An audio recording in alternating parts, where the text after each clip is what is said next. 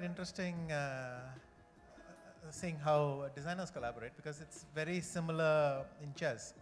In chess, there's too much material for you to handle yourself. So invariably, you need people who will share the workload with you.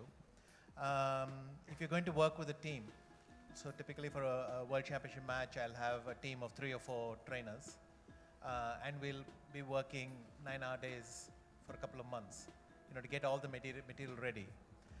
And the role of the team is the following. One is simply the sheer workload. So I can do everything, but I don't have that much time. If you spread the work around, it's nice. Second is to give interesting perspectives. Each team member might have noticed something that you hadn't noticed, and they can bring this to your attention.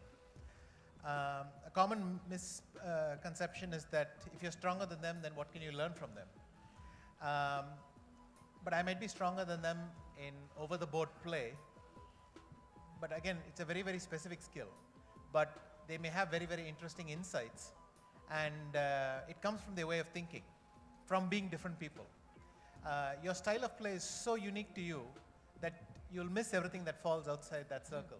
And so it's very useful to collaborate. And finally, I think the most important quality of a team is to understand how you feel and to create a very comfortable atmosphere for you. So you may want to work with, you will generally want to work with people with whom you get along well, who give you positive feelings. Because if you feel positive and you can carry that feeling into the match, into your games, even into the training, if you bond well, then all that will help you.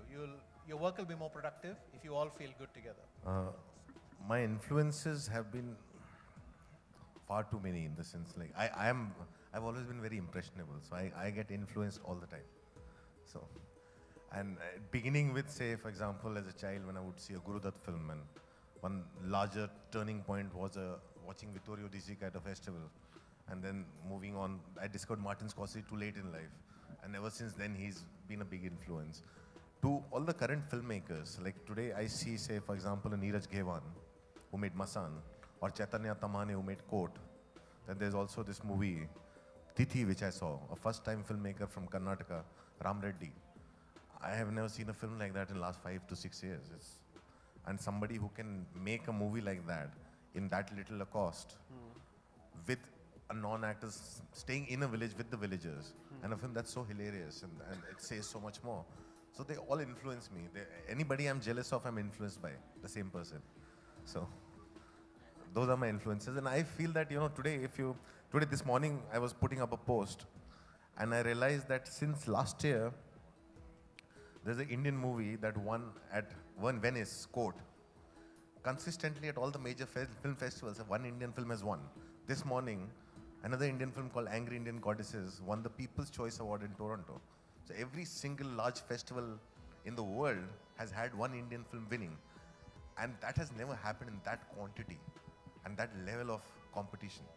So for me, I think all these people are going to be the bigger influencers to me and to every other filmmaker.